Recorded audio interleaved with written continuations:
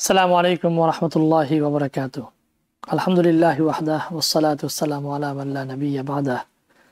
আম্মা বা'দ ফাকাদ ক্বালা আল্লাহু সুবহানাহু ওয়া তাআলা ফি কালামিহিল মাজিদ ওয়া ফুরকানিল হামিদ। বা'দা আউযু বিল্লাহি মিনাশ শাইতানির রাজীম।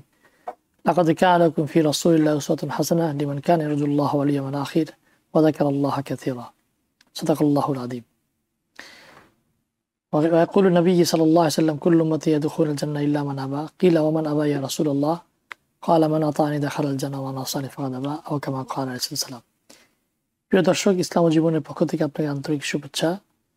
আল্লাহ সুবহানাহু ওয়া তাআলা আমাদেরকে মানব জাতি হিসেবে শ্রেষ্ঠ সেরা জীব হিসেবে সৃষ্টি করেছেন এবং আমাদেরকে আদর্শে কোন পথে আমরা পরিচালিত হব তাও আল্লাহ সুবহানাহু ওয়া তাআলা কোরআনে কারীমের মধ্যে বলে দিয়েছেন। সূরা আহজাবের বিখ্যাত আয়াত আল্লাহ সুবহানাহু ওয়া তাআলা বলেছেন, লাকাদ কানা লাকুম ফি রাসূলিল্লাহি উসওয়াতুন হাসানাহ। পৃথিবীর বিভিন্ন প্রান্তে মানব জাতি হিসাবে আমরা এক এক দেশে এক এক ব্যক্তিকে, গোষ্ঠীকে, কোনো ব্যক্তিকে তারা আদর্শ হিসেবে দেখে। তো আল্লাহ সুবহানাহু ওয়া তাআলার ঐশী বাণীর মাধ্যমে আমাদেরকে জানিয়েছেন পুরো মানব জাতির জন্য যিনি আদর্শ হবেন তিনি আমাদের প্রিয় নবী মুহাম্মদ সাল্লাল্লাহু আলাইহি ওয়াসাল্লাম। শুধু যে নামাজ, রোজা, হজ, যাকাত, ইবাদতের মধ্যে সীমাবদ্ধতা নয়, পারিবারিক, সামাজিক, রাষ্ট্রীয় সব পর্যায়ে রাসূলুল্লাহ সাল্লাল্লাহু আলাইহি ওয়াসাল্লামকে আমাদের আদর্শ হিসেবে দেখতে হবে। এবং রাসূল সাল্লাল্লাহু আলাইহি ওয়াসাল্লাম আমাদের জন্য যে পাথেয় রেখে গিয়েছেন ওনার জীবন দর্শে, শুধু আমরা কেউ একজন ব্যক্তি ফলো করে তাহলে সে পরিপূর্ণভাবে দুনিয়াতেও সে সাকসেস হবে, আখিরাতেও সাকসেস হবে। এবং কোনো ব্যক্তি যদি রসুলের সেই আদর্শে অস্বীকার করে, রাসূল সাল্লাল্লাহু আলাইহি ওয়াসাল্লাম ওনার ভাষায় বলেছেন সে আমাদের উম্মতের মধ্যে গণ্য হবে না। এখন এই আদর্শ বলতে কী বোঝায়? বর্তমান সমাজে যে প্রেক্ষাপট চলছে, আমরা বিভিন্ন বিভিন্ন বিভিন্ন তন্ত্রকে আমরা বিশ্বাস করি। কেউ মনে করে এই তন্ত্রের মধ্যে রয়েছে শান্তি এবং কামিয়াবি, কিন্তু দেখা যায় 50, 60, 70 বছর পরে সেই তন্ত্রটা বা সেই সমাজ ব্যবস্থাটা ফেইলার হয়ে গিয়েছে। কিন্তু একমাত্র জীবন ব্যবস্থায় যেই আদর্শ আমাদের জন্য বিদ্যমান এবং আমাদের জন্য আদর্শের যে মাপকাঠি রয়েছে সেটি হলো প্রফেট মুহাম্মদ সাল্লাল্লাহু আলাইহি ওয়াসাল্লামের আদর্শ। আমরা এ নিয়ে আলোচনা করব। জমানার যে যুগে, বর্তমান পরিস্থিতিতে বিভিন্ন প্রান্তে যে পরিস্থিতি এবং যেই অরাজকতা, যেই পেরেশানি, সমাজের মধ্যে নিপীড়ন, নির্যাতন চলছে, তার থেকে রেহাই পাওয়ার এবং তার থেকে বাঁচার উপায় কি, সে নিয়ে আজকে আমাদের সাথে জয়েন করেছেন মাওলানা ফাইকুদ্দিন সাহেব। আমি প্রথমে ওনার সাথে পরিচিত হয়ে যাই। কেমন আছেন উনি? আসসালামু আলাইকুম। ওয়ালাইকুম আসসালাম ওয়া রাহমাতুল্লাহি ওয়া বারাকাতুহু। শরীর স্বাস্থ্য কেমন আছে মাওলানা? আলহামদুলিল্লাহ, আল্লাহ পাকের মেহেরবানি। প্রথমত আপনাকে ধন্যবাদ যে আমাদের এই ইসলাম জীবন প্রোগ্রামে প্রতি সপ্তাহে আপনি অনেক ব্যস্ততার মাঝেও ছুটির দিন থাকে, তারপরে আপনি আমাদেরকে সময় দেন। আল্লাহ আপনার এই আশাকে এবং এই আমাদের এই প্রোগ্রামটাকে কবুল করুন। জাযাকাল্লাহু খাইর। আপনি জানেন যে বর্তমান বিশ্বে যে পরিস্থিতি, সব দিক থেকে মানুষ টাকা পয়সা আছে কিন্তু শান্তি নাই, সামাজিকভাবে, রাষ্ট্রীয় পর্যায়ে, ব্যক্তিগত পর্যায়ে, পারিবারিকভাবে। কিন্তু আমরা বলি যে রসুলের আদর্শে আমাদের জন্য শান্তি রয়েছে, কিন্তু দেখা যায় যে মুসলমান যারা আদর্শ হিসাবে দেখেন তাদের মধ্যে বেশি অশান্তি। তো এটার থেকে রেহাই পাওয়ার এবং আমাদের জীবনে মুক্তি এবং জীবনের যেই পেরেশান থেকে মুক্তি হওয়ার লাভটা কি, উপায়টা কি, সে নিয়ে আলোচনা করেন। আপনাকে অসংখ্য ধন্যবাদ। আলহামদুলিল্লাহ ওয়াসসালাতু ওয়াসসালামু আলা রাসূলিল্লাহ ওয়া আলা আলিহি ওয়া আসহাবিহি ওয়া মান ওয়ালা।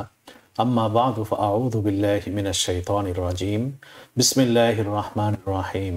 কুল্লু নাফসিন যায়িকাতুল মাউত ওয়া নাবলুকুম বিশ-শাররি ওয়াল খাইরি ফিতনাহ ওয়া ইলাইনা তুরজাউন। সাদাকাল্লাহু মাওলানাল আযীম। পবিত্র কোরআন আমাদের জীবনে যা কিছু ঘটবে, যে কোনো পরিস্থিতির মুখোমুখি হই না কেন, আমাদের সেই পরিস্থিতি থেকে উত্তরণের পথ আমাদেরকে বাতলে দিয়েছে। কোরআন আমাদের জীবনের সাথে ঘনিষ্ঠ এবং আমাদের জীবনকে জান্নাতি বানাবার জন্যই কোরআনের আগমন। প্রিয় নবী সাল্লাল্লাহু আলাইহি সাল্লামের পুরা জিন্দেগিটা তিনি এই কোরআনের যে দিক নির্দেশনা সেটাকে তার কর্মজীবনে প্রতিষ্ঠিত করে আমাদের সামনে দৃষ্টান্ত হিসাবে রেখে গেছেন। আমরা এই পয়েন্টটাকে নিয়ে আজকে আলোচনা করি। আল্লাহ সুবহানাহু ওয়া তাআলা দেখুন কোরআনে মাজিদে বলছেন, যে আয়াতখানে আমি পাঠ করলাম সূরা আম্বিয়া, এই আয়াতে আল্লাহ সুবহানাহু ওয়া তাআলা বলেন, কুল্লু নাফসিন যায়িকাতুল মাউত, প্রত্যেকটি প্রাণীকে মৃত্যুর স্বাদ গ্রহণ করতে হবে। এর পরের যে কথাটি, ওয়ানাবলুকুম বিশ-শাররি ওয়াল খায়রি ফিতনা। এই যে দুটি শব্দ শার এবং খয়ের, অর্থাৎ ভালো এবং মন্দ, ভালো এবং মন্দ, সুখ দুঃখ, এই যে বিপরীতমুখী দুটি জিনিস যেটা মানুষের জীবনের সাথে সম্পৃক্ত, এই উভয় অবস্থায় আল্লাহ পাক বলেন ওয়ানাবলুকুম, আমি অবশ্যই তোমাদেরকে পরীক্ষা করব, ভালো অবস্থায় রেখেও খারাপ অবস্থায় রেখেও।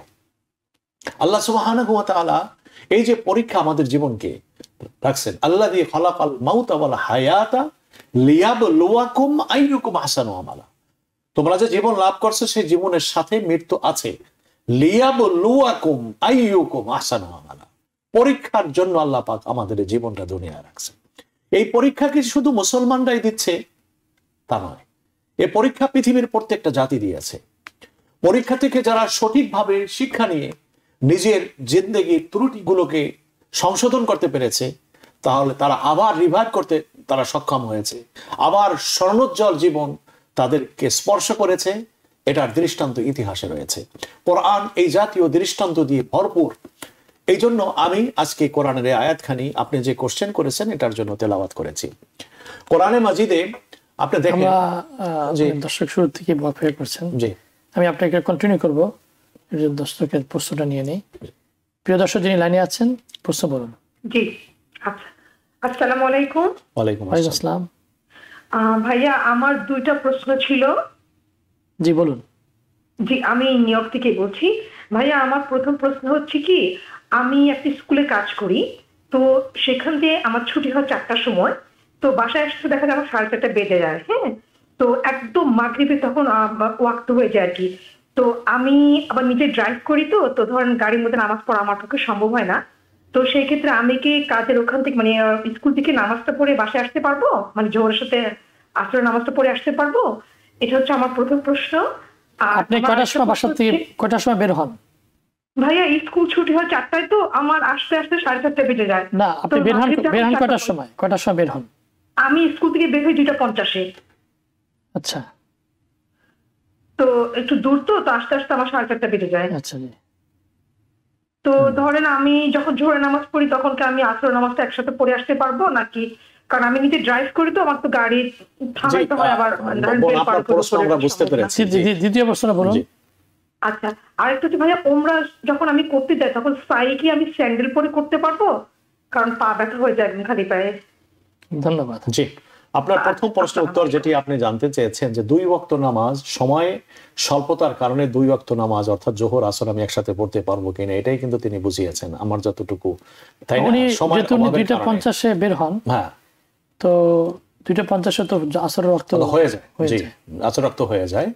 এখন তারা মাগরিব হয়তো মিস হতে পারে এরকম, কিংবা উনি যেহেতু 2:50-এ বের হয়, এখন 2:50-এ তো আমাদের হানাফি ফিকেও 2:50-এ ওয়াক্ত হয়ে যায়, আর অন্য ফিকে তো আরো আগে হয়ে যায়। তাদের তো 2টার দিকেই ওয়াক্ত। 2:50-এ যখন তিনি বের হন তখন তিনি আসরের নামাজ পড়ে বের হতে পারেন। জি, আর ইশের মাগরিবের নামাজের যে বিষয়টি, হয়তো ওনার আসতে যদি মাগরিবের ওয়াক্তটা নষ্ট হয়ে যাওয়ার, ওয়াক্তটা চলে যাওয়ার যদি আশঙ্কা হয়, না মাগরিবের ওয়াক্ত উনি বললেন যে ওনার কথা ভাষণ অনুযায়ী 4:30টার মধ্যে উনি এসে পৌঁছায় যান। ওনার প্রশ্ন হলো যে মাগরিবটা ওনার ফ্যাক্টর না, কারণ মাগরিব তো প্রায় 6টা পর্যন্ত মাগরিবের ওয়াক্ত থাকে। 6:10 বা 5:50-এ এসার ওয়াক্ত হয়। তুমি বাসায় এসে নিয়ে আরামে মাগরিব নামাজ পড়তে পারবেন, কিন্তু জোহরের পরে আসর নামাজের ব্যাপারটা উনি কনফিউশন। ওনার প্রশ্ন তাহলে এটাই ছিল যে জোহর এবং আসর এই অল্প সময়টুকুর ভিতরে বাসায় রওনা দেওয়ার পূর্বে আসর এবং জোহর একসাথে পড়ে আসতে পারবেন কিনা, আসর নামাজটা কি ওখানে পড়ে আসতে পারবেন কিনা। আর একটা মনে হচ্ছে যে আপনি 2 ওয়াক্ত নামাজের যদি কথা বলে থাকেন, যে আমি ওনার লাস্টের কথাটা কিন্তু এরকমই ছিল যে যতটুকু আমি বুঝতে পেরেছি যে ওই 2 ওয়াক্ত আমি একসাথে পড়তে জোহর উনি তো মনে করেন 11:50 যদি 40 ওয়াক্ত হয়ে যায়, উনি স্কুলে থাকেন, উনি যে কোনো সময় জোহর নামাজ পড়ে বলতে হবে। কিন্তু আসরের যেটা আসলে ক্রিটিক্যাল টাইম, উনি ওখান থেকে কাজ শেষ করে বের হন, তারপরে 4:30টার আগে যদি না পৌঁছাতে পারেন তাহলে আসর নামাজটাও কাজা হয়ে যাবে, গাড়ির মধ্যে ওনার গাড়ি থামার কোনো উপায় নেই। আমি বুঝতে পেরেছি জিনিসটা হচ্ছে যে আপনার নামাজ হওয়ার জন্য প্রথম কন্ডিশন হলো ওয়াক্ত হইতে হবে। ওয়াক্ত হওয়া, ওয়াক্তের ভিতরে ওই নামাজটা আদায় করতে হবে। সিস্টার যেটি বলছে যে 2 ওয়াক্ত নামাজ একসাথে যে পড়ার যে কথাটি, এটা দেখুন যে এই মশলাটা নিয়ে কিন্তু মতবিরোধ আছে যে কোন, যেমন শাফিদের ভিতরে, হানাফের ভিতরে, কিন্তু উভয় মযহাবে, যে মযহাবে 2 ওয়াক্ত নামাজ একসাথে পড়ার বিধান রেখেছে, দৈনন্দিন জীবনের এই অবস্থার ক্ষেত্রে নামাজকে একসাথে মিলিয়ে পড়ার কিন্তু বিধান নাই। সুতরাং এই প্রশ্নে হানফি বলি, শাফি বলি, কোনো মযহাবে জায়েজ নাই যে আমি জব করছি, আমার সময় কম পাই নামাজের, এই জন্য 2 ওয়াক্ত নামাজ আমি একসাথে পড়তে পারবো কি না। জি না, আপনি এই অবস্থায় 2 ওয়াক্ত নামাজ আপনি একসাথে পড়তে পারবেন না, আপনাকে অবশ্যই সময় বের করে। এখানে একটা বিষয় আমি বলি সম্পূর্ণভাবে, যে যদি কোনো ফিকহি আন্দাজে মনে করেন আমাদের আসরের ওয়াক্ত হয়ে যাচ্ছে ফিকহি হানাফিতে 3টার সময়, মানে 3টার দিকে, আর ফিকহে শাফিতে যদি হয়ে যায় 2টার সময় বা 2:30টার সময় হয়ে যায়, 20-25 মিনিট আগে হয়ে যায়, ছায়া আসলি এক হিসাবে, তো উনি কি ওই ফিকহি হানাফি বাদ দিয়ে সেই হিসাবে কাজা হওয়ার জন্য কি শেফি ফাকির উপর নামাজ পড়তে পারবেন কিনা? না, সেটা এক অন্য মাসআলা, কিন্তু 2 ওয়াক্ত নামাজ একসাথে পড়ার ক্ষেত্রে কিন্তু এটা তো হবে না, এটার কোনো সুযোগ নাই। কিন্তু যদি তিনি ট্যুরে থাকেন তাহলে এই অবস্থায় উনি করতে পারেন, যদিও হানফি মাযহাবে ট্যুরের ভিতরে 2 নামাজ একসাথে পড়ার কি নাই, বিধান আছে, কিন্তু আসল অবস্থায় নাই যে 2 ওয়াক্ত নামাজ একসাথে মিলিয়ে পড়বে। তো সিস্টারের কাছে আমাদের এটা হচ্ছে এইটা, যে আপনি আপনার যে পজিশন যে আপনি বললেন, এই অবস্থায় আপনি জোহর এবং আসর একসাথে আপনি মিলিয়ে পড়তে পারবেন না। জোহরের ওয়াক্ত জোহরেই পড়তে হবে, আসরের ওয়াক্ত যখন আপনি বের হন, যে টাইম আপনি বলেছেন সেই টাইমে আসরের ওয়াক্ত হয়ে যায়। সুতরাং আপনার জায়গা থেকে বের হওয়ার পূর্বে 3টার আগে যেহেতু আপনি বের হন, আপনি আসরের নামাজ পড়ে তারপর আপনি এখান থেকে বের হবেন, অথবা একটু দেরি করেন, দেরি করে আসর নামাজটা পড়ে তারপরে বের হয়ে যান। জি জি। আর 2 নম্বর প্রশ্ন ছিল যে ইহরাম অবস্থায় স্যান্ডেল পরতে আপনি পারবেন, কোনো অসুবিধা নেই, আপনি মোজাও পরতে পারবেন, মোটা মোজা, যেটা আপনার কভার সিস্টারদের জন্য যেটা কভার করবে না, যেটা পায়ের পাতাকে কভার করবে না, কারণ পায়ের পাতা সিস্টারদের জন্য কভার করার বিধান নাই, এটাও একটা ব্যাপার আছে। সুতরাং সামনের অংশটুকু খোলা, পায়ের পাতাটা উপরিভাগটা খোলা থাকবে। এরকম যদি লেদারের মোজা হয় কিংবা বেশি মোটা মোজা হয়, সে মোজা পরেও আপনি কি করতে পারবেন, স্যান্ডেল এবং এই জাতীয় জুতো আপনি পরতে পারবেন, জুতো আপনি পরে আপনি কি করতে পারবেন, কিন্তু আপনার অবশ্যই উপরিভাগটা কি থাকতে হবে, যে জুতো থাকে পাম্প সময় মতন সেটা পরতে হবে। যে প্রিয় দর্শক যিনি লাইনে আছেন প্রশ্ন করুন। আসসালামু আলাইকুম হুজুর, আপনারা ভালো আছেন? জি আলহামদুলিল্লাহ। হুজুর, আমার একটা প্রশ্ন হচ্ছে, এই যে আমরা অনেক লোকজন মারা যাওয়ার আগে যেমন উইল বা ট্রাস্ট করে যান, যে মারা যাওয়ার পরে এই সম্পত্তিগুলা কারো নামে, যে আমার ফর এক্সাম্পল বাচ্চা বা অন্য কেউ পাবে, ইসলামী শরীয়তে আসলে এই যে উইল বা ট্রাস্ট করা, এটা কি জায়েজ আছে নাকি? আসসালামু আলাইকুম। ওয়ালাইকুম আসসালাম। জি, উইল করা শরীয়তে বিধান আছে, কিন্তু উইলটা কার্যকর কিভাবে হবে সেক্ষেত্রে শরীয়তের নিজস্ব একটি দিক নির্দেশনা আছে। এটার ব্যতিক্রম যদি কোনো ব্যক্তি ওসিয়ত করে তাহলে সেটি কার্যকর করা যাবে না।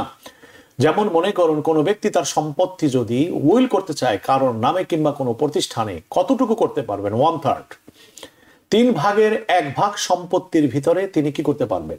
উইল করতে পারবেন। কাদেরকে উইল করতে পারবেন? যারা শরীয়তের দিক নির্দেশনা অনুযায়ী যারা ওয়ারিস হবেন তাদেরকে উইল করতে পারবেন না। উইল করবেন তাদের বাইরে, কারণ যাদের জন্য উইল মানে যারা ওয়ারিস হবে তাদের জন্য যদি উইল করা হয় সে তো এমনি সম্পত্তির মালিক হচ্ছে। এজন্য যারা ওয়ারিস হবে উত্তরাধিকার সূত্রে পাবে, কোরআন যাদেরকে যাবিল ফুরুজ বলে মানে কোরআনের ইসে ফুকাহায়েরা বলেছেন, যাদের অংশ কোরআন দ্বারা সাব্যস্ত করা হয়েছে, নির্দিষ্ট করা আছে, তাদের জন্য আপনার উইল করা চলবে না। উইল করা চলবে কাদেরকে?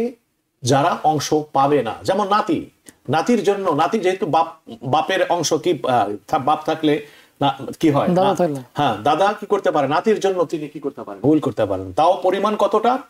1/3 অংশ থেকে, 3 ভাগের 1 ভাগ থেকে। এর বেশি করলে ওসিয়ত বা আপনার উইল এটা কার্যকর হবে না।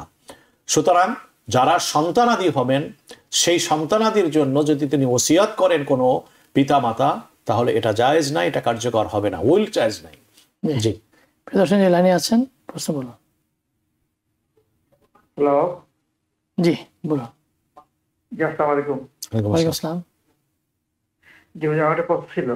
জি হ্যালো, জি শুনছি, বলুন। যে আমি ব্রুকলিন থেকে বলতেছি। আমার কোশ্চেন হলো, কিছুদিন আগে আমরা মোলাতে গেছিলাম সম্মেলনে।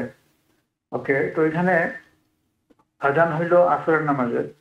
তো আজানের পরে আমরা নামাজে আসলাম, দেখলাম হুজুর এখানে জামাতে 2 রাকাত কসর পড়াইতেছেন। কিন্তু কথা হচ্ছে জামাতে 2 রাকাত পড়াইছেন ভালো কথা, কিন্তু এখানে তো সবাই মুসাফির না, বা সবাই তো দূর থেকে যায়নি। 2 রাকাত কসর পড়া কি মানে ঠিক ছিল জামাতে? এখন ব্যাপারটা হচ্ছে, যিনি কসর পড়িয়েছেন তিনি যদি শাফি মাসলাকের হয়ে থাকেন আর ওয়েদার যদি খারাপ থাকে, না না, হ্যাঁ এটা হলো যে যিনি মুকিমি অবস্থায় কোনো মুসাফির যদি নামাজ পড়ায়, হ্যাঁ হ্যাঁ তখন তো তাকে বলতে হবে যে, কথা প্রশ্নটা এরকম যে উনারা প্রোগ্রামে গিয়েছিলেন, এখানে যিনি নামাজ পড়েছেন তিনি মুসাফির ছিলেন, উনি জামাতে নামাজ পড়াইছেন 2 রাকাতে। হ্যাঁ তো অনেকেই তো মুকিম ছিলেন, হ্যাঁ তো তাদের উটা না পড়ায় কি মুকিমকে পড়ালে ভালো হতো না, এই কথা প্রশ্ন আর কি। যে মুকিম যদি হয় তাহলে তো কথা নেই, মুকিমও ইমামতি করতে পারেন এই সূরাতে। মুসাফির যিনি তিনিও ইমামত করতে পারেন। তবে মুসাফির শেষ করে বলবেন যে বাকি তোমরা শেষ করো। মুসাফির যিনি, তিনি যদি ইমামতি করেন তিনি বলবেন, আগেই বলে দিবেন যে দেখুন আমি মুসাফির, আমি 2 রাকাত নামাজ পড়ে আমি বসে যাব, আপনারা বাকি নামাজটি যারা মুসাফির নন তারা আপনারা বাকিটা আদায় করবেন। আর যদি যিনি মুকিম ইমাম হয়ে থাকেন তাহলে তিনি তো পুরা নামাজই পড়বেন। যারা মুসাফির হবেন মুক্তাদি তারাও পুরো পড়বেন। তারা এই নিয়ত করলে চলবে না যে না আমি তো মুসাফির, আমি 2 রাকাত পড়ে বসে যাই, এটা হবে না। যে না, ওনার প্রশ্ন ছিল যে ওনার যে মুকিম হয়ে যদি আবার তিনি কসরের নামাজ পড়ে, না না, মুসাফির হিসাবে উনি কি 2 রাকাত পড়ালেন, পিছনে মুকিমরা ছিলেন, ওনার ওটা উচিত হয়েছে কিনা পড়ানোর নামাজ? না, মুকিমও ইমাম হতে পারে, মুসাফির ইমাম হতে পারে। এক্ষেত্রে এরকম কোনো কন্ডিশন নাই যে মুকিম যিনি তাকে ইমামতি করতে হবে, মুসাফিরকে ইমামতি করা যাবে না, এমন কোনো কথা নেই। হ্যাঁ, এক্ষেত্রে সাধারণত বিবেচনা করা হয়, ফোকাহে একরাম বলেছেন মুকিম যিনি তার অধিকারটা বেশি। তার অর্থটা কি? মুকিমের উপস্থিতিতে যদি মুসাফির ইমামতি করে নামাজ হবে না তা নয়, উত্তম এবং অনুত্তমের প্রশ্ন এখানে, বেশি ভালো আর ভালো এইটার প্রশ্নে এই তারতম্যটুকু আছে। এখন যদি কোনো ব্যক্তি এমন হয়ে থাকেন যে ব্যক্তি তিনি হলেন সম্মানিত এবং গ্রহণযোগ্য ব্যক্তি, বুজুর্গ ব্যক্তি, বা সমাজের কাছে তিনি দিনদার বলে পরিচিত, এবং বিভিন্ন কোয়ালিটি যেগুলো ইসলামের কাছে গ্রহণযোগ্য, এই কোয়ালিটি সম্পন্ন মানুষ উপস্থিতিতে যদি মুসাফিরকে দিয়ে ইমামতি করানো হয় আর তার পিছনে মুকিম যারা তারা ইক্তেদা করেন, এটি জায়েজ আছে, এতে কোনো সওয়াবের ক্ষেত্রে কোনো কি নাই, সমস্যা নেই। তবে নামাজ শেষ করে বলতে হবে যে আমি মুসাফির, আতিমু সালাতুকুম, তোমরা তোমাদের নামাজকে কমপ্লিট ইউর রিমেইনিং সালাত। সুবহানাল্লাহ, যেটা বলছিলাম যে আপনি বলছিলেন যে আয়াতটি ওয়ানাবলুকুম বিশশারি ওয়াল খায়রি ফিতনাহ ওয়া ইলাইনা তুরজাউন, আল্লাহ তাআলা ভালো এবং মন্দ উভয় অবস্থায় মানুষকে টেস্ট করবেন, এটা বলতে কি বোঝাচ্ছেন? এটাই তো বললাম, এই কারণে আমার কথাটা পুরো আসে নাই যে আল্লাহ পাক কোরআনের ভিতরে কিন্তু দৃষ্টান্ত রাখছেন প্রত্যেকটা জাতির, জাতিগতভাবে প্রত্যেকটা জাতির জিন্দেগিতে উত্থান আর পতন আছে। অনুরূপ ভাবে প্রত্যেকটা মানুষের ব্যক্তি জীবনে তার যেটাকে বলা হয় উন্নতি এবং অবনতি, এই উভয়টাই কিন্তু প্রত্যেকটা মানুষকে স্পর্শ করে থাকে। উন্নতির মুহূর্তে যদি মানুষ তার রোল যেগুলো আছে সেগুলোকে যে ধরে রাখে, আল্লাহ সুবহানাহু ওয়া তাআলা তাকে দুরবস্থায় পতিত হলেও আল্লাহ পাক তাকে তার পরকালের প্রাপ্তি থেকে আল্লাহ পাক তাকে বঞ্চিত করবেন না। এটা হলো কোরআনের মূলত আমাদের শিক্ষা। আমি একটু এটাকে আর একটু কেন্দ্রিক আলোচনার দিকে নিয়ে যাই। বর্তমান পৃথিবীতে মুসলমানরা দুরবস্থার শিকার, কোনো সন্দেহ নেই। মুসলমানরা সবচেয়ে বেশি নিগৃহীত, কোনো সন্দেহ নেই। মুসলমানদের রাজনৈতিক জীবন অত্যন্ত ভঙ্গুর, কোনো সন্দেহ নেই। মুসলমানদের মতবিরোধ আছে, অন্যান্য জাতির ভিতরেও আছে। আল্লাহ সুবহানাহু ওয়া তাআলা কোরআনে সবচেয়ে বেশি আলোচনা করেছেন, ইহুদিদের আলোচনা কোরআন শরীফে বেশি করেছেন। আমরা জানি কোরআন নাজিল হয়েছে মুহাম্মদুর রাসূলুল্লাহ সাল্লাল্লাহু আলাইহি ওয়াসাল্লামের উপরে। নবীজির নাম এসেছে কোরআন শরীফে মাত্র 4 বার, আর এর চেয়ে বেশি নাম এসেছে হযরত ঈসা আলাইহিস সালামে, তার চেয়ে বেশি নাম এসেছে মুসা আলাইহিস সালাম, 137 কি 37 বার, 72 বার। হ্যাঁ, তো এই হিসেবে মুসা আলাইহিস সালামের আলোচনা কোরআনে এত বেশি কেন এলো? এবং উম্মতে মুহাম্মাদির যে আলোচনা তার চেয়ে বেশি বনি ইসরাইলের আলোচনা বেশি আসছে কোরআনে। বনি ইসরাইল সূরার নাম পর্যন্ত কোরআন শরীফে আছে। এখানে উম্মতে মুহাম্মাদি কোনো সূরা নাই, কিন্তু বনি ইসরাইলের সূরা আছে। কারণ কি? এই উম্মতের জিন্দেগিতেও উত্থান এবং পতন উভয়টাই থাকবে। উত্থানের সময়ও বনি ইসরাইলের পতন যেভাবে হয়েছে, সেখান থেকে যদি মুসলমানরা শিক্ষা নেয় তাহলে তাদের জিন্দেগিতে পতন কখনো স্পর্শ করবে না। কিন্তু ইতিহাসের বাস্তবতা হলো এই যে ইতিহাস থেকে কেউ শিক্ষা নেয় না। আল্লাহ সুবহানাহু ওয়া তাআলা দেখুন, হযরত মুসা আলাইহিস সালাতু ওয়াস সালামের দ্বারা কিন্তু কোনো রাষ্ট্র জয় হয় নাই, কোনো রাষ্ট্র জয় করতে পারেন হযরত মুসা আলাইহিস সালাতু ওয়াস সালাম। বনী ইসরাইলকে মুক্ত করছেন তিনি ফেরাউনের হাত থেকে, কিন্তু কোনো রাষ্ট্র জয় হয়নি। তার আগে রাষ্ট্র জয় হয়েছে, তার আগে ইন্তেকাল করছেন, যে তার আগে তিনি ইন্তেকাল করছেন হযরত দানিয়েল আলাইহিস সালাতু ওয়াস সালামের দ্বারাই। ইউশা ইবনে নুন দানিয়েল আলাইহিস সালাম কেউ বলেন যে তার যুগে কিন্তু কি হয়েছে, ফিলিস্তিনের এই সমস্ত জায়গায় ইহুদিদেরকে আল্লাহ পাক বিজয় দান করেছিলেন। তো ওই যে সময়টা ছিল, ওই সময়টা প্রায় ৮০-৮৬ বছরের মতো ছিল। কিন্তু মুসা আলাইহিস সালাতু ওয়াস সালামের সময় এই বনী ইসরাইলদেরকে আল্লাহ পাক নির্দেশ দিলেন। মুসা আলাইহিস সালাম বললেন যে তোমরা এই গোত্রের বিরুদ্ধে তোমরা যুদ্ধ করো, যুদ্ধ করে তোমরা তোমাদের দেশ, এই দেশে তোমরা থাকো। আল্লাহ পাক বলেন এই দেশটা তোমাদের জন্য বরাদ্দ করেছেন, যদি তোমরা এই দেশকে জয়ের জন্য যুদ্ধে অবতীর্ণ হও তাহলে তোমরা এই দেশ আল্লাহ পাক তোমাদেরকে দিবেন। প্রমিস ল্যান্ড যেটা বলা হয়েছে, ইয়া কওমি দুখুলুল আরদাল মুকাদ্দাসাতাল্লাতী কাতাবাল্লাহু লাকুম, যেটা তোমাদের জন্য বরাদ্দ করা আছে। ওয়ালা তারতাদু আলা আদবারিকুম, ফাতান কালিবু খাসিন, রাইট, ওয়ালা তারতাদু আলা আদবারিকুম, পরে আবার কথা আছে। এরপর দেখুন, কিন্তু তারা এই কন্ডিশনের উপরে কিন্তু তাদেরকে আল্লাহ পাক বলছেন এই প্রমিস ল্যান্ড তোমাদের পাবে তোমরা। কিন্তু বনী ইসরায়েলে কিন্তু সেই প্রমিসটা তারা রক্ষা করে নাই, এটা কোরআনই বলছে। হযরত মুসা আলাইহিস সালাম যখন বললেন যুদ্ধ করো, তখন তারা সারেন্ডার করলো, বললো যে না, আমাদের পক্ষে যুদ্ধ করা সম্ভব না, কারণ প্রতিপক্ষ অনেক শক্তিশালী, আমরা এদের বিরুদ্ধে লড়াই করে জিততে পারবো না। ফাযহাব আনতা ওয়া রাব্বুকা ফাকাতিলা ইন্না হাউনা কায়িদুন। মুসা আলাইহিস সালাম তখন কি করবেন, এত বেশি তিনি ব্যথিত হলেন, মর্মাহত হলেন। কোরআন স্বয়ং বর্ণনা করছে এই কথাটা, ক্বালা রাব্বি ইন্নী লা আমলিকু ইল্লা নাফসি ওয়া আখি ফাফরুক বাইনানা ওয়া বাইনাল কওমিজ জালিমিন ক্বাবিল ফাসিকিন। তো আল্লাহ সুবহানাহু ওয়া তাআলা মুসা আলাইহিস সালাম ওই জামানার ওই ইহুদিদেরকে আল্লাহ পাক ফাসিক বলছেন, কারণ তাদেরকে এত বিশাল আল্লাহ পাক নেয়ামত দিলেন, লাঞ্ছনার জিন্দেগি থেকে মুক্তি দিলেন, স্বাধীন রাষ্ট্র তাদেরকে দিবেন, জিহাদ করতে বললেন, তারা এগুলো করলো না। সুতরাং সেই প্রমিস ল্যান্ডের প্রাপ্তির যে কন্ডিশন, সেই কন্ডিশন তারা ভঙ্গ করলো। এই অবস্থার পরে তাদের যখন চলে গেল, তারপরে তারা ইয়াতিহুনা ফিল 40 বছর পর্যন্ত তারা ময়দানে তিহের ভিতরে ছিল, এগুলো কোরআনে বর্ণনা করা আছে। এরপরে হযরতে ইউশা ইবনে নুনের জামানা যখন আসলো, দানিয়েল আলাইহিস সালাতু ওয়াস সালামের জামানা এলো, তখন তারা আবার করলো, দোয়া করলো আল্লাহ পাকের কাছে। যখন তারা বুঝলো তাদের ভুল, তওবা করলো তারা, যে আমরা যে কাজগুলো করেছি এগুলো ভুল করেছি। ইবা আসলানা মালিকান নুকাতিল ফি সাবিলিল্লাহ, তারা আল্লাহ পাকের কাছে প্রার্থনা জানাইলো যে হে আল্লাহ, আমাদেরকে একজন কি দেন, আমাদেরকে একজন লিডার দেন। যেমন নাকি এখন সারা মুসলিম বিশ্ব যে অবর্ণনীয় পাশবিক জুলুম হচ্ছে, যেটা কোনো মানুষ সহ্য করতে পারে না, এমন অসম গণহত্যা মধ্যপ্রাচ্যে ফিলিস্তিনে হচ্ছে, যেটা কোনো মানুষের পক্ষে সহ্য করা সম্ভব নয়। সুস্থ মস্তিষ্ক যারা আছে, মানবীয় বোধ যার ভিতরে আছে, দেখতে পাচ্ছে। সমস্ত মানুষ যারা কিছু করতে পারে না, তারা কি বলে, আল্লাহ পাক মাহদী আলাইহিস সালামকে পাঠিয়ে দাও। যেভাবে বনী ইসরাইলরা তারা ইবা আসলানা মালিকান নুকাতিল ফি সাবিলিল্লাহ, ঠিক এভাবেই এখনকার মুসলিম বিশ্বের সকলের আত্মার এখন দাবি এটা এসে গেছে যে আমাদেরকে এমন একজন লিডার দেন, যিনি এসে এই অবিচার, এই জুলুমকে তিনি কি করবেন, নির্বাসনে পাঠিয়ে দিবেন, জুলুমকে বন্ধ করে দিবেন, এবং বিশ্বের ভিতরে তিনি ইনসাফ এবং সাম্যকে তিনি প্রতিষ্ঠা করবেন। তাহলে দেখুন, তাদের 80 বছরের এই উত্থানটা আল্লাহ পাক তাদেরকে আবার জিন্দেগি দিলেন। আবার তারা কি করলো, কর্মান্বয় যুগের আবর্তনে তারা আবার দুনিয়ামুখী হয়ে গেল, বাস্তববাদী কি হয়ে গেল, বস্তুবাদী হয়ে গেল। ওই ওহির শিক্ষা তারা ভুলে গেল, মুসা আলাইহিস সালামের আনিত জীবন বিধানকে তারা পিছনে ফেলে দিল। আল্লাহ পাক তাদেরকে আবার বাবিলনীয় বাদশাদেরকে দ্বারা তিনি কি করলেন, শাস্তি দিলেন আল্লাহ সুবহানাহু ওয়া তাআলা তাদেরকে, যে কি পরিমাণ তাদেরকে হত্যা করেছিল, যে ফিলিস্তিনের হাঁটু পর্যন্ত রক্ত ইহুদিদের দ্বারা হয়ে গেল, যে বাবিলনীয় বাদশা করলো। তাই তা শ্রমী, এরপরে সাইরাস, যেটাকে বলা হয় ইংরেজিতে সাইরাস।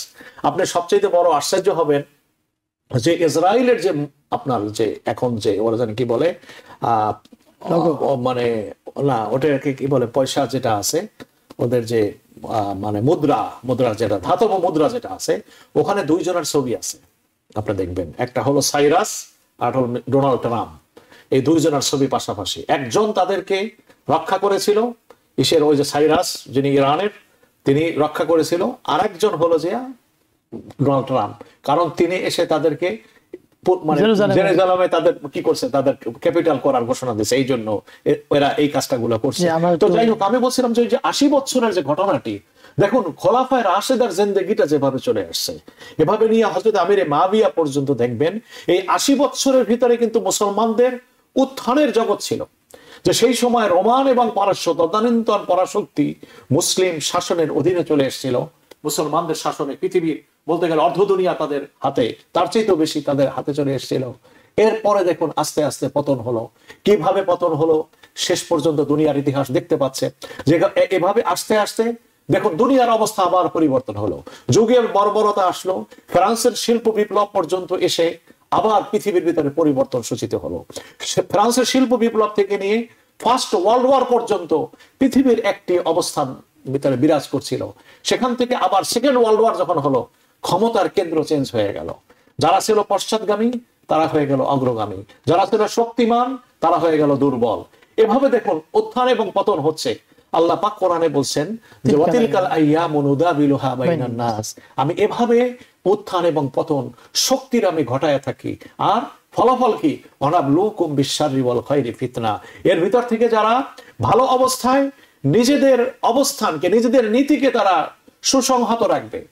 কোন নীতি? যে নীতির উপরে দাঁড়িয়ে তাদের উন্নতির প্রতিশ্রুতি আল্লাহ পাক দিয়েছেন, সেটার উপরে যদি তারা টিকে থাকে, আল্লাহ পাক তাদেরকে কখন এখান থেকে আল্লাহ পাক কি করবেন? অধোগতির দিকে তাদেরকে নেবেন না। আর যদি কেউ দুরবস্থায় থাকে, সেই মুহূর্তে যদি কেউ তার নিজেদের ভুলকে সংশোধন করে যদি তারা সে আগের পথে আবার ফেরত যায়, ভুলগুলাকে সংশোধন করে আবার নতুন উজ্জীবিত হতে চায়, পূর্বের দীক্ষায়, আদর্শের দীক্ষায়, আল্লাহ পাক তাদেরকে আবার উন্নতি দিবেন। এটাই হচ্ছে বাস্তবতা। জি, প্রিয় দর্শক যিনি লাইনে আছেন প্রশ্ন করুন। আসসালামু আলাইকুম। ওয়ালাইকুম আসসালাম। আচ্ছা হুজুর, আমার একটা প্রশ্ন লোনের ব্যাপারে। ওই যে এখানে আমরা অনেকে বাড়ি কিনতে চাই, কিন্তু এখন দেখা যাচ্ছে অনেক ইসলামিক মর্টগেজ বা ইসলামিক ফাইন্যান্সের ব্যবস্থা আছে। তো এইটা কি কতটুকু অথেন্টিক, কতটুকু ইসলাম বা শরীয়ত সম্মত, এভাবে যদি কিছু বলতেন। প্রিয় দর্শক, আমরা এই কোশ্চেনের জবাব অনেক প্রিয় দর্শক আপনার প্রশ্নটা আমরা নিলাম, আমরা বিরতি যাচ্ছি, বিরতি পরে আপনাদের প্রশ্ন নিয়ে আমরা ফিরে আসবো ইনশাআল্লাহ। প্রিয় দর্শক, আপনারা দেখছেন ইসলাম ও জীবন। প্রশ্ন আমাদের এক ভাই প্রশ্ন করেছিলেন যে বাড়ি বা যে কোনো ব্যাপারে, গাড়ি হোক, বাড়ি হোক বা অন্য কোনো ব্যাংকে লোন নেওয়ার ব্যাপারে ইসলামিক যে ফাইন্যান্স যেটা করে বিভিন্ন সংস্থা বা বিভিন্ন ব্যাংকের সহায়তা যা ফাইন্যান্স করেন, এটা কতটুকু বৈধতা রয়েছে?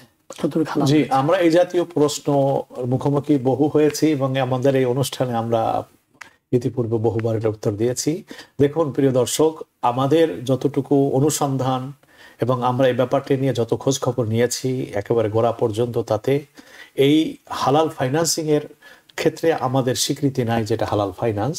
তবে যারা বলেন যে আমরা ফাইন্যান্স হালাল করি, আপনারা তাদের কথা অনুযায়ী আমল করতে পারেন, সেটি তারাই ভালো বলতে পারবে, তারা নিতে পারেন। কিন্তু আমাদের কাছে এরকম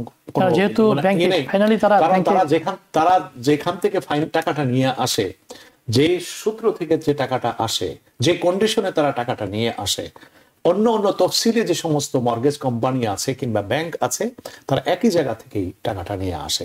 কিছু সিস্টেমের মানে তারতম্য দেখায় আমাদের সামনে হালালের বিষয়টি এটি পেশ করে থাকেন।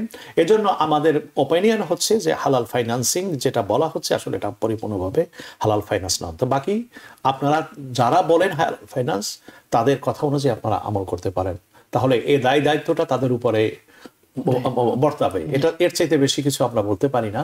এখানে আরো একটু বিষয় আমি অ্যাড করতে চাই, সেটা হলো এই যে আমাকে ফাইন্যান্সের কোনো জিনিসের ঋণ জিনিসটি এমন একটি জিনিস যে ঋণকে ইজি জিনিস মনে করা উচিত নয়। আমরা এই ঋণটাকে মনে করে ফেলছি একেবারে সাধারণ পর্যায়ে, প্রয়োজন হওয়ার সাথে সাথে ঋণটাকে নেওয়ার জন্য উদ্গ্রীব হয়ে যাওয়া। আর এই ঋণটা হয়ে গেছে পৃথিবীতে সবচেয়ে এখন বড় বিজনেসের একটা মাধ্যম। ব্যাংক, কোম্পানি ব্যক্তি, এগুলা সব এটার পেছনে চলছে। ঋণ এজন্যই অ্যাভয়েড করা উচিত একজন মুসলমানের জন্য, কারণ একজন মুসলমান যে সে সর্বদা তার মৃত্যুর জন্য প্রস্তুত থাকবে। তার ঋণ আদায়ের যদি ব্যবস্থা না থাকে, যদি তার ঋণ যদি সে করে থাকে আর এই অবস্থায় ঋণ নিয়ে যদি কবরে যায়, ঋণ পরিশোধ না হয়, তাহলে তার জান্নাতের এই লীনে যাওয়ার যে শান্তি পাওয়ার যে জায়গাটা, সেখানে প্রবেশের পথ তার জন্য বন্ধ হয়ে যায়। এজন্য যতটা সম্ভব ঋণকে অ্যাভয়েড করার চেষ্টা করা। তাহলে প্রশ্ন হতে পারে, আমি তো বাড়ি কিনতে চাই, আমার টাকা নাই, তাহলে আমি কি করব? আমার এমন ভাবে ক্রয় করা দরকার, আমার শহরে বাড়ি কেনার প্রয়োজন নেই, আমার যে অর্থ যে পরিমাণ আছে সেই পরিমাণ অর্থ নিয়ে আমি যেখানে আমি অনায়াসে বাড়ি ক্রয় করতে পারি সেখানে আমি বাড়ি ক্রয় করার চেষ্টা করব। আর আমেরিকা একটা ব্লেসড কান্ট্রি, নাগরিকদের সুযোগ সুবিধার জন্য অনেক অপরচুনিটি রয়েছে। আমরা গভর্নমেন্টে যারা লো ইনকামের তাদের জন্য তারা অ্যাপার্টমেন্টের ব্যবস্থা করে, যারা হাউজিং এর সাপোর্ট এখানে রয়েছে, আমরা তাদের সাপোর্ট আমরা নিতে পারি। সুতরাং যারা দিনকে নিয়ে চলতে চায় তাদের এই বিষয়গুলোকে তাদের সামনে রাখা উচিত। ঋণকে আমরা কখনো উদ্বুদ্ধ করি না, ইসলাম উদ্বুদ্ধ করেনি। হ্যাঁ, একান্ত প্রয়োজন যদি হয়ে পড়ে যে আমার জীবন সংকটাপন্ন হবে, আমার স্বাভাবিক জীবন বাধাগ্রস্ত হবে, ঋণ ছাড়া আমার কোনো গত্যন্তর নেই, সেই ক্ষেত্রে অনন্যপায় অবস্থায় শরিয়াতে ঋণকে বলেছে গ্রহণ করতে। না করা উত্তম, যদি করে তার পারমিশন শরিয়াতে রেখেছে। এই হুকুমটুকু ঋণের ক্ষেত্রে এতটুকুই। যদি আমরা এই আমলটুকু করতে পারি, আপনি দেখবেন আজকে পৃথিবীতে সমস্ত টাকা যে পরিমাণ অলস মুদ্রা ব্যাংকে পড়ে আছে, ট্রিলিয়নস অফ ডলার, কিন্তু তারা সহজ শর্তে ঋণ দিচ্ছে না। শুধু এই ঋণের সিস্টেমে মানুষ নির্ভরশীল হওয়ার কারণে এই ব্যবস্থাগুলো করা হয়েছে। অপর হ্যান্ডে যারা চালাক শক্তিমান, তারা এই ঋণগুলোকে নিয়ে হাজার হাজার কোটি টাকা ব্যাংক থেকে নিয়ে যাচ্ছে। সাধারণ পাবলিকের টাকা তারা আত্মসাৎ করে বসে আছে। এই টাকা নিয়ে তারা কিছু অংশ কোম্পানির কাছে ব্যয় করেছে, বাকি টাকা বিদেশে পাচার করেছে। এই ঋণের সিস্টেমের কারণেই তো এগুলো হয়েছে। এজন্য এই বিষয়গুলোকে আমরা সামনে রেখে আমরা পদক্ষেপ নেওয়ার চেষ্টা করি। আল্লাহ আমাদের বোঝার তৌফিক দান করুন। প্রিয় দর্শক, যিনি আছেন লাইনে, প্রশ্ন করুন। আমার একটা প্রশ্ন ছিল এই আসরের নামাজ শুরুর ব্যাপারে। আমরা জানি শাফি মাযহাবে আসর শুরু হয় 2:15-তে এবং হানাফি মাযহাবে শুরু হয় 2:51-তে। আমরা কি ওই ইচ্ছা বা অনিচ্ছায় সত্ত্বেও যদি আমরা 2:15, 2:51 এর মাঝে কি আসর নামাজ শুরু করে আসর নামাজ পড়া যাবে? আসর জোহর নামাজ পড়া যাবে? এটা কেননা অনেক সময় অনেক প্রবলেম হয়, যখন ওই 2:15 মধ্যে নামাজ পড়া যায় না, আমরা কি ওই হানাফি মাযহাবে 2:51-তে আসর শুরু, সেই 2:51 এবং 2:15 মাঝে যে সময়টা, সেই সময়ের মধ্যে কি আমরা জোহর পড়তে পারবো কি না? জি জি, আপনার প্রশ্ন বুঝতে পেরেছি প্রিয় দর্শক। আল্লাহ পাক পবিত্র কোরআন শরীফে বলেছেন, ইয়া আইয়ুহাল্লাযীনা আমানু খুযু হিযরাকুম ফানফিরু সুবাতিন আও ইনফিরু জামিআ।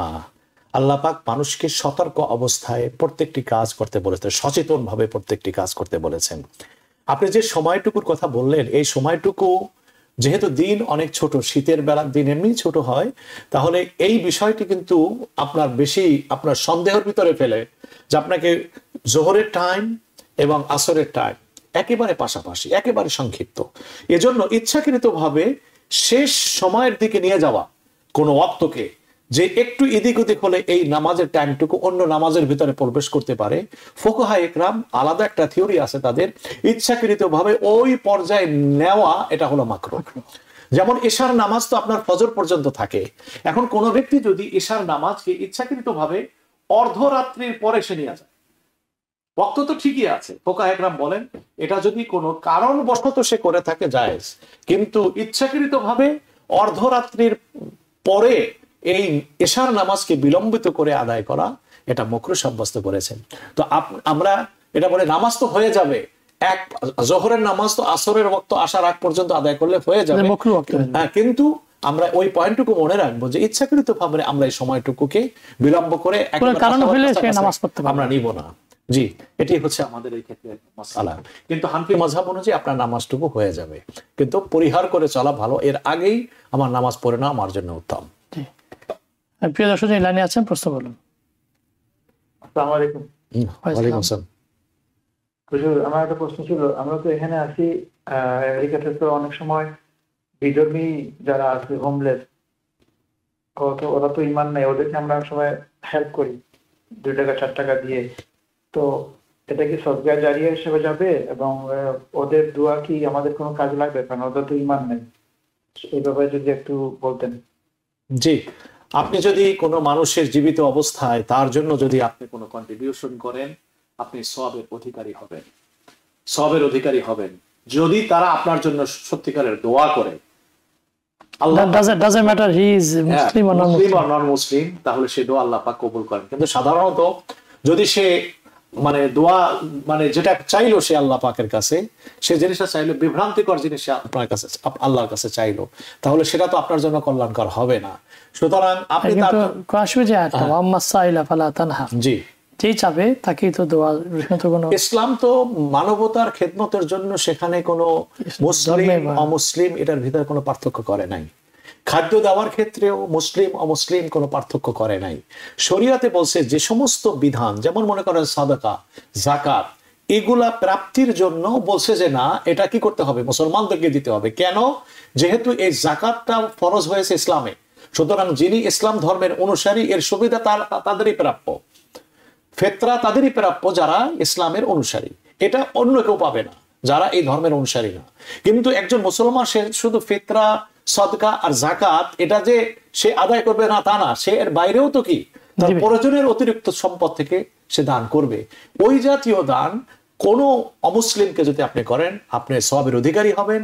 আর যে সমস্ত সওয়াব আপনার মৃত্যুর পরেও চলতে থাকে, অর্থাৎ এই টাকাটা নিয়ে সে যদি এমন কোনো কাজে ব্যয় করে যে কাজটুকু কল্যাণকর কাজ, তাহলে সেটি সদকা জারিয়া হবে। আর সেটার সেই ক্ষেত্রে যদি এই ব্যক্তি গ্রহীতা যদি ব্যয় না করে, তাহলে এটা সদকা জারি হবে না, তবে সদকা হবে। এটা জারি কন্টিনিউস করবে না, কিন্তু ইয়ে হবে। ধন্যবাদ মাওলানা ফাখরুদ্দিন সাহেব আপনার উপস্থিতি। প্রিয় দর্শক, আপনাদের দেখছেন ইসলাম জীবন। যিনি উনি বলছিলেন যে আল্লাহ তো আমাদের বিপদে আপদে, আমাদের সুখে স্বাচ্ছন্দ্যে, সচ্ছলতা অসচ্ছলতার মধ্যে আমাদেরকে পরীক্ষা নেন, এবং প্রসপেরিটি এবং ডাইভার্সিটি মানে অ্যাডভার্সিটি দুটার মধ্যেই আল্লাহ তাআলা বলেন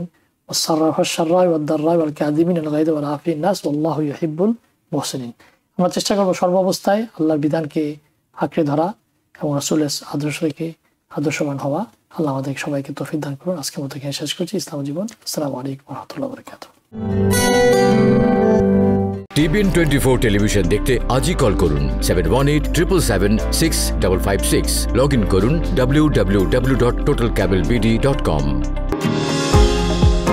নিউ ইয়র্ক থেকে সম্প্রচারিত TBN 24 টেলিভিশন বিশ্বজুড়ে বাঙালির কণ্ঠস্বর।